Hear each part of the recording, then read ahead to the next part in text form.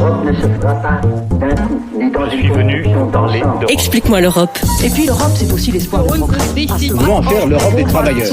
Le podcast de toute l'Europe.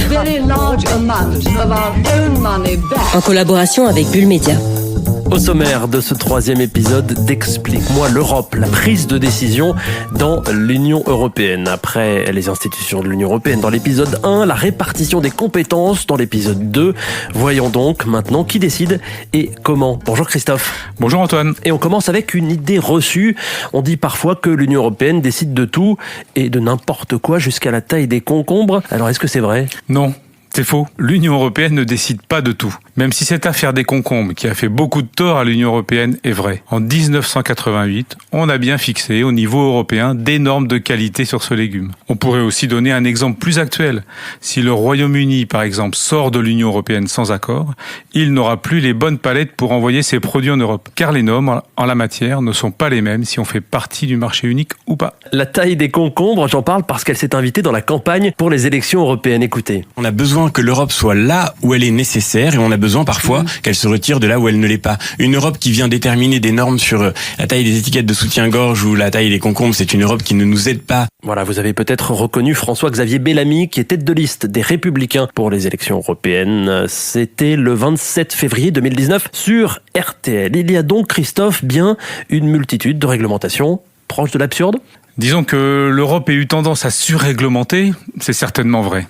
La Commission européenne a d'ailleurs pris conscience et essaie de se concentrer sur l'essentiel depuis plusieurs années maintenant. Ces textes sur les concombres ou les palettes, ils ont quand même un objectif, celui de fixer les mêmes règles du jeu pour tous les pays au sein du marché unique. Même dans des domaines qui peuvent paraître anecdotiques, il faut que les règles soient très précises. Autrement, les États membres seront tentés d'utiliser le flou pour favoriser leur propre économie et fausser la concurrence européenne. Alors justement, ces règles européennes, ces règles du jeu, est-ce que vous pouvez nous expliquer comment elles sont adoptées ? Finalement, qui décide et comment ? À l'origine des règles, c'est-à-dire directives, règlements ou décisions, il y a la Commission européenne. C'est elle qui les élabore à partir des orientations données par les États membres dans le cadre du Conseil européen, à partir des consultations citoyennes qu'elle conduit constamment et à partir des avis que le Parlement européen adopte sur un grand nombre de sujets.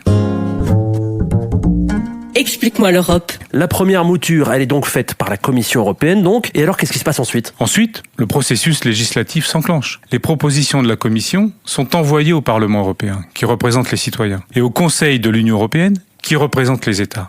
Les deux institutions vont remanier le texte et ensuite tâcher de trouver un compromis pour aboutir à une version finale commune. C'est cette version finale qui va ensuite être progressivement intégrée dans les législations nationales. Bon, on fait beaucoup de reproches à l'Union européenne et parmi les reproches qu'on lui fait, celui de ne pas être assez démocratique. Alors, est-ce qu'au regard, Christophe, du processus décisionnel qu'on vient de décrire, est-ce que ça apparaît justifié ?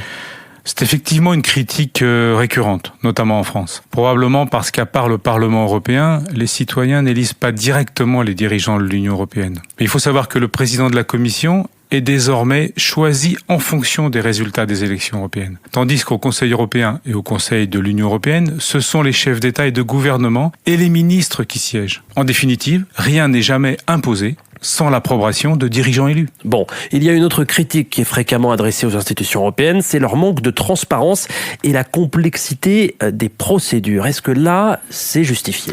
Sur le manque de transparence ? Parfois oui. La crise grecque, par exemple, a été largement discutée derrière des portes closes entre les ministres des Finances, sans que l'on sache vraiment comment les décisions avaient été prises. Quant à la complexité, oui, c'est sûr. Surtout d'un sujet à l'autre, la procédure n'est pas la même et il peut donc y avoir de la confusion sur qui a le réel pouvoir de décision. Il faut être bon connaisseur des affaires européennes pour savoir ce qui relève de la décision des États seuls ou d'une codécision avec le Parlement européen. Oui, c'est vrai que ça devient complexe là, sachant aussi, c'est pas terminé, que selon les dossiers, il y a le vote soit à la majorité, soit à l'unanimité. Alors, est-ce qu'on peut parler un peu de ça ? Oui, alors au Parlement européen, on vote toujours à la majorité. Entre les pays membres, la plupart du temps, c'est la majorité aussi qui s'impose. 55% des pays représentant au moins 65% de la population totale de l'Union. Mais on est encore à l'unanimité pour la politique étrangère ou la fiscalité. C'est pour ça, par exemple, que la taxe sur les GAFA, qui est soutenue par la plupart des pays européens, n'a pas encore été adoptée. Certains pays bloquent. Pour les plus europhiles, il faudrait totalement supprimer le principe d'unanimité. ne serait-ce que pour pouvoir décider plus vite. Vous avez parlé de la taxe GAFA européenne, elle est défendue par la France et par Bruno Le Maire, son ministre de l'économie. On l'écoute.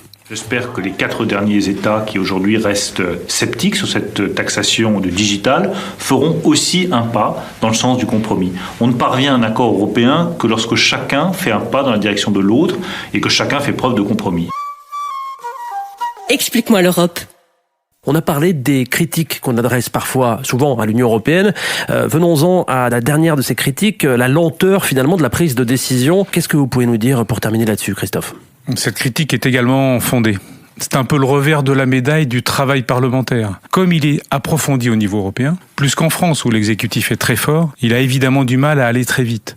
Trouver des compromis en interne au Parlement et au Conseil, ça prend souvent des mois. Et ensuite, il faut encore beaucoup de temps pour que les deux institutions s'entendent. Par exemple, pour la révision de la directive sur les travailleurs détachés, il a fallu 2 ans de négociations. Et sur la révision du droit d'asile, il n'y a toujours pas d'accord au Conseil, alors que les eurodéputés, eux, ont adopté une position commune depuis des mois. Voilà, pour conclure, ceux qui décident, ce sont les États membres via le Conseil de l'Union européenne et le Conseil européen, et le Parlement européen qui, lui, est directement élu. Quant à la Commission européenne, elle donne l'impulsion et veille à la bonne application des décisions prises. Voilà pour l'épisode 3 d'Explique-moi l'Europe. Retrouvez ce podcast sur toutes les plateformes d'écoute, et nous on se retrouve très vite pour l'épisode 4.